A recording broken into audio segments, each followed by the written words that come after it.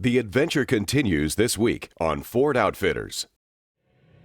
Whenever we see Randy running, there's turkeys. Yeah, they're gobbling. This one's coming. He's like, man, I just hit my box call. I got gobbles. They're coming to get ready, get ready. Spun around the tree. I got set up. It wasn't, 2 seconds later, I see a red head pop up, then another head, another head, another head. Man, the turkeys were on. They were gobbling like crazy. I'm gonna get in position right there. That last gobble, I've got my gun up, and I whispered, get ready. 4 expert sportsmen on a mission to find North America's top hunting and fishing outfitters. The ones that create the unforgettable adventures and bring us that trophy of a lifetime. Totally stoked.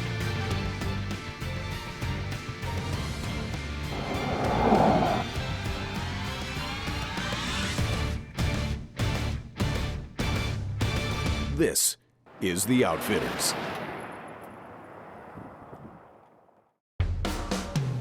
It's a short piece up the road from Billings to Roundup, but this quiet cow town seems a world away from Montana's big city.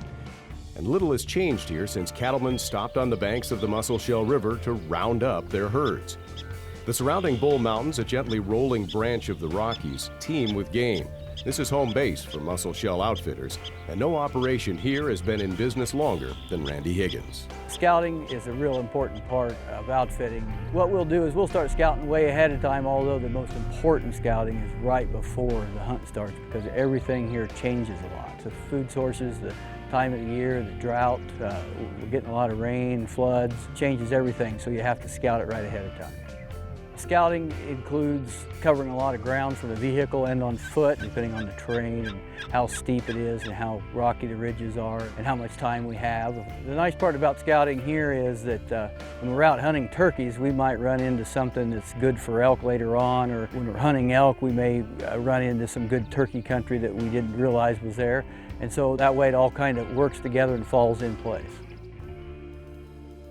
Building thunderclouds are a sure sign of springtime as life returns after a hard winter. They say in Montana there are 2 seasons, winter and road construction. And Huntley is well prepared for rough travel in the new Ford Super Duty. So we're here to hunt turkeys in the Musselshell River Valley. It's late May, end of season, perfect time.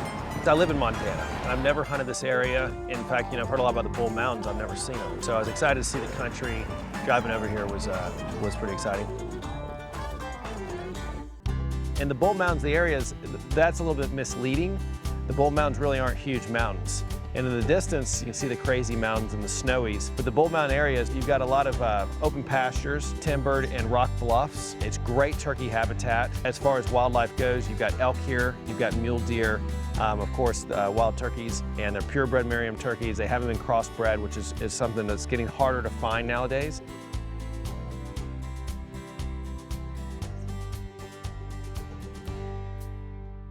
Ready? How you doing? Hey, buddy, I'm Huntley Ritter. Randy Higgins. Nice to meet you. You too. Beautiful place you got. Well, thanks. I saw some turkeys coming in, actually. That's good. That's good. Yeah, the weather's good now. We probably should try to get going as quick as we can, take advantage of it. Okay, well, just show me about where we're going. I'm gonna stay and I'll get my bags. Sure, come on over and we'll show you.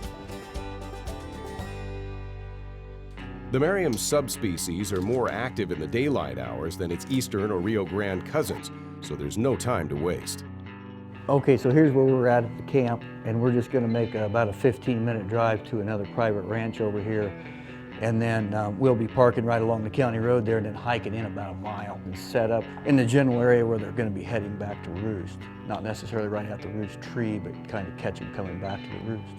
So the property that we're heading out to today to turkey hunt is a private ranch. It's about 5,000 acres square. So it's a medium to small sized ranch for here, but it's got a lot of turkeys on it, and we've hunted it for a lot of years. And it's leased land that we pay the landowner, a fee to be able to hunt and take a limited amount of clients every year on the properties that we hunt. And the Bull Mountains in central Montana here where we're at is basically a series of rimrock canyons and ponderosa pine trees. Highest elevation, just a little over 4,000 feet on top of the highest ridges. The terrain sounds perfect. You know, we've got creek bottoms, but also there's enough bluffs and some timbered hills, which is exactly what we want. This country, some of the challenges can be getting busted, right? So you got to really use the terrain. But from what he's described, it should be really perfect as far as getting up on them. Coming up, with Montana's spring turkey season waning, Huntley and outfitter Randy Higgins are under the gun when the Outfitters returns. The Outfitters is brought to you by the 2015 Ford Super Duty.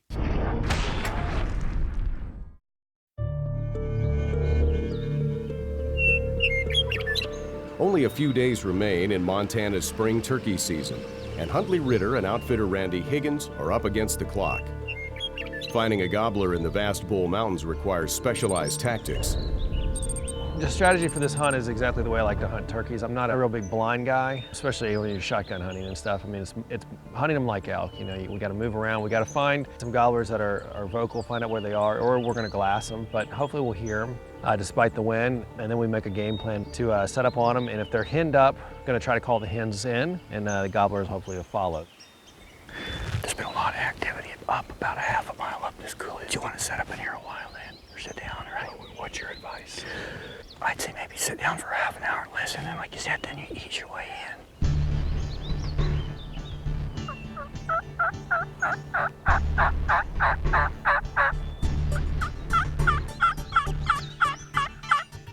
They've been super quiet, but you know, nothing we can do about that. They're here somewhere. Whether they're just not gobbling or they're not in here, or what's going on, we don't know for sure. But either way, we'll be okay. We'll get them figured out. Tomorrow morning, you know, it'll probably be a different story. Though the first evening turns up little sign, Huntley and Randy cover a wide swath of country and devise a game plan for the morning. After a short night's rest, the hunters rise at 3 a.m. It's a short drive from camp to a prime vantage point overlooking a roosting area. Fueled by strong coffee and optimism, they locate an eager gobbler looking to get the jump on a willing hen. We'll drop down in here a little bit. I think right on top of here. Okay. He's gonna want to come up out of that stuff. He's not far. This time of year in Montana, it gets light really early and it gets dark really late. So it calls for long days.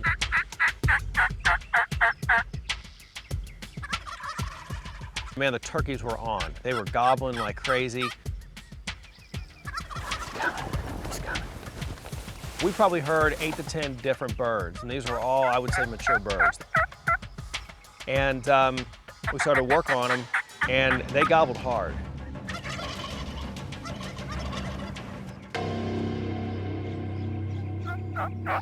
Where there's a lone hen, a lovesick tom is sure to follow.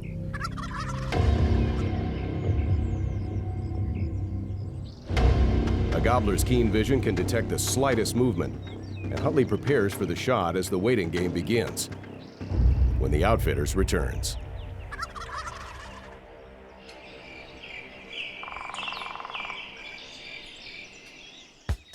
Building a backcountry camp requires a ton of gear. I've got to haul everything from a 1,200-pound bale of hay to panels so I can build a horse corral. It's a great opportunity to test out the all-new 2015 Ford F-150. This is the Built Tough Field Test.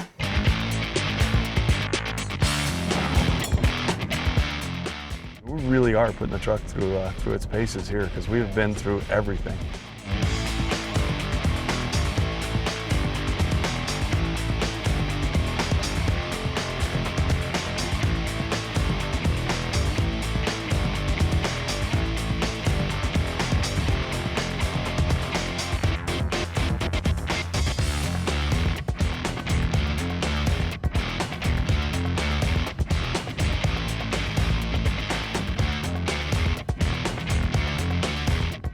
This country is gorgeous, though, isn't it? But you know, it seems like the prettiest country is always the roughest to get into.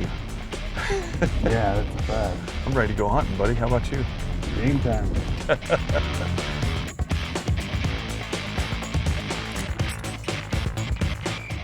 To see the full Built Tough field test, go to thefordoutfitters.com.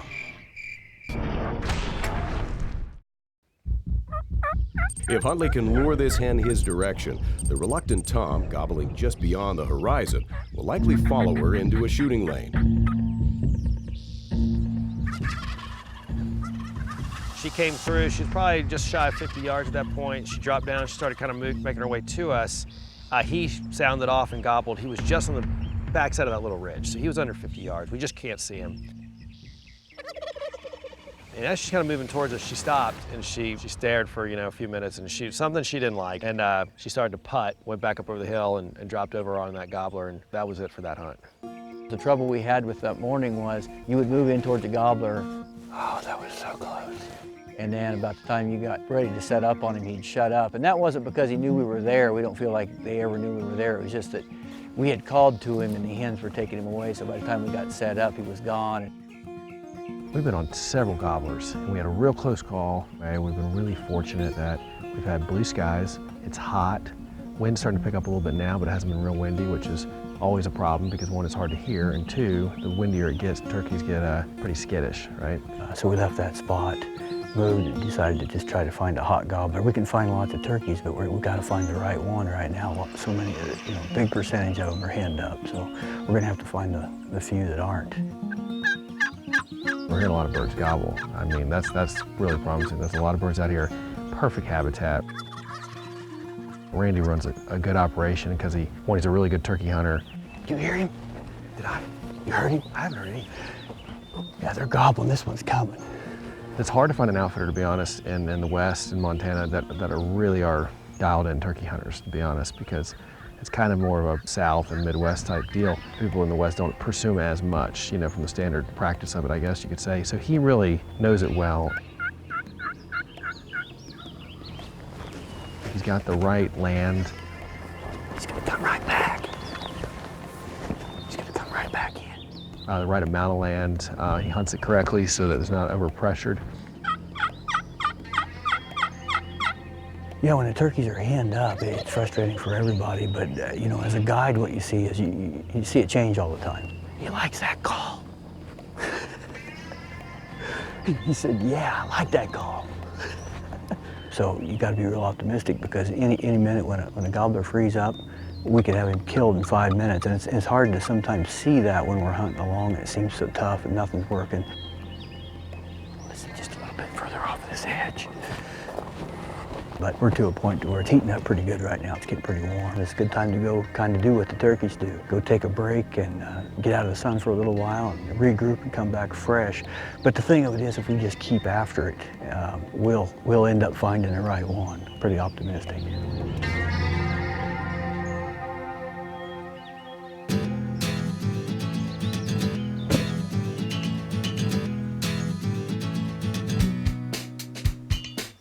What do you think the plan is for this evening? Well, I'd like to kill a bird. But yeah, it's been a little tough, but we'll get one. We'll go in and set up in an area where, when I say we're going to set up near the roost, I don't necessarily mean right up against the roost tree. I'm just kind of the general area. Just one tree over. Yeah, a couple trees over. Where they're coming back towards the roost. The thing about it is that we don't know where they're going to roost from one night to the next. It could be a mile. They could roost a mile or two from where they roosted last night. Do you want to just get after we eat? You want to go back out? Might as well. Yeah, let's get right back out there. There's a lot of different kinds of turkey hunts. I mean, there's kinds where you can ride up there in a bad boy buggy and sit on a green food plot in a cardboard box. And I'm not putting that down. There's times where that's good, but this is a lot different because, like you said, they don't roost in the same places. Looks like this road gets pretty steep up here. Oh yeah, we better lock the rear wheels. They're not farm turkeys or barnyard turkeys or whatever. Yeah. It's not like you walk out and you know right where they're going to be every day. No, they're moving around and they're eating wild stuff. They're not eating grain and food plots and stuff like that. Yeah. So, yeah, it's tougher. It's not for somebody that wants to go sit in the box. Yeah.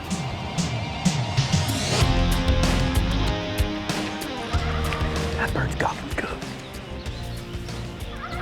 I think the gobbler's right around behind that ridge. We're right where we left him this morning. Is that where we were this morning? Yeah, pretty close.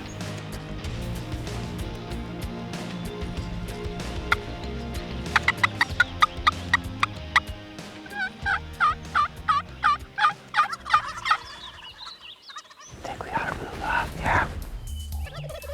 For this evening, we came into the same spot we was in this morning because we'd heard 3 different gobblers in there for sure, and we knew about where they were roosted, so we'd planned to come in and set fairly close to the roost and catch them coming back towards the roost gobbling and try to call one in. Thankfully, Randy knows where he is because it starts to all look the same to me. But anyway, we heard gobbles pretty much right away, several different birds. They were gobbling pretty strong, but then they were starting to move towards the roost. And it looks like they just roosted probably a ridge over further, which puts them probably pretty close to a mile off of where they roosted this morning. At least it's good to know. We know where they're at now, and we can get in there in the morning. I'm very optimistic about this area. I love this area. It's perfect turkey habitat. A lot of birds are in here. Should we head back? Yeah, okay. You know, it's getting down to the wire, which is always a little tense, but you know, you just never want it to end, but you never want any hunt to end. So it's hunting, so we'll see what happens. The turkey action heats up in the Treasure State when the Outfitters returns. Enter for your chance to win the official ride of the Outfitters, the all-new 2015 Ford F-150 with EcoBoost, or win one of 4 perfect weekend adventures designed by the Outfitters hosts. We have one morning left. The season's over. I mean, we're down to the wire. You know, and some people might think, well, why do you have hunters to come during a time when the gobblers are henned up and you know you can't call them? You've been doing this for a long time and you should know that. Well, the story there is that it's up and down like that all through the season. You never know when the henned up time's going to be until after the fact. You know, we picked this week because historically, this is the best time. You know, in Montana, obviously we have colder weather. Our season in Montana is about a month and some change. In May, it's getting warm, and historically, those hens are starting to sit on their nests, and you can get those big gobblers, and they're pretty lonely. If they do breed, they're breeding in the morning, the hens are running back to the nest, and you can get on them. And they go in and out of cycles, just like all animals. I guess, you know, the positive way to look at it is that it is a real hunt. There's nothing that's not real about it. These birds live out here year round and they do their own thing, and we're going out there in 1 or 2 days and expecting to kill one. It doesn't always happen that way as bad as we really want it to. And I got to give it to the outfitter, to Randy, because I mean, the guy never stops.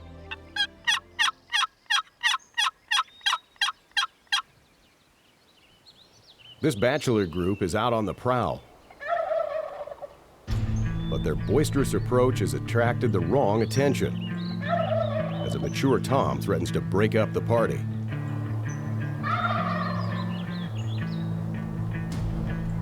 With the jakes there, it's kind of a catch-22. The jakes were probably there because they wanted to be off by themselves, but also with the jakes gobbling like that, a lot of times older gobbler will gobble, feel a little competition with those jakes, you know, and gobble a little bit. But he was like a lot of the birds we've been working on the last couple of days, is that he's got hens with him and he just wants to move straight away with those hens. There's really nothing you can do about it except keep trying to find him when he's not with hens. We let him walk, really was focused on getting a mature gobbler. Not that I have anything against jakes, but from a conservation standpoint, I try to let him you know, get at least a couple breeding cycles.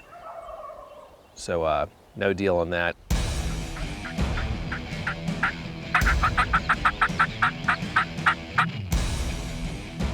And we hunted hard. We hunted that whole property really hard, and no doubt that we were around turkeys, but they're just silent. They're henned up and they're silent. Hens aren't responding, etc.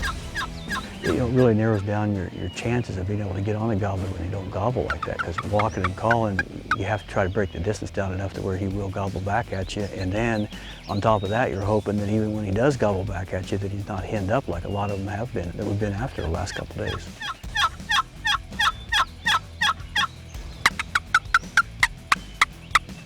So we tried a few other areas as the morning went on, nothing.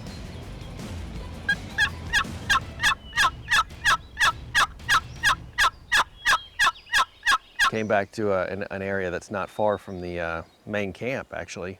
And we hadn't been there. There's just so much land, it's impossible to cover in probably several weeks. But Randy said, let's check this one spot. It's really good. We hiked up the top of this hill. And we were, you know, just breaking the crest of a hill when Huntley put on the alarm brakes. Randy.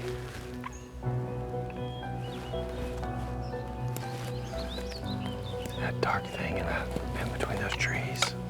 Way out there. Way out in that green spot. Yeah. I doubt it's a turkey, but just check. Sure enough, there was a big gobbler just standing there in the trees about 80 yards from us and didn't know we were there.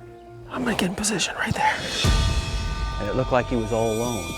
So, you know, here we are 80 yards of what we thought is a lone gobbler. So We got into position without spooking them. My heart was beating pretty fast already at that point. And it looked like he was by himself. He was just out there straight of the meadow. Kind of looked around what we could see, didn't see any other turkeys, didn't see any other hens, weren't hearing anything. He wasn't gobbling.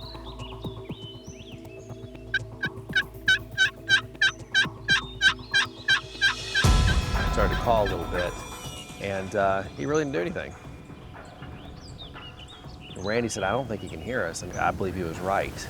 Dang it. So we step up the calling a little bit.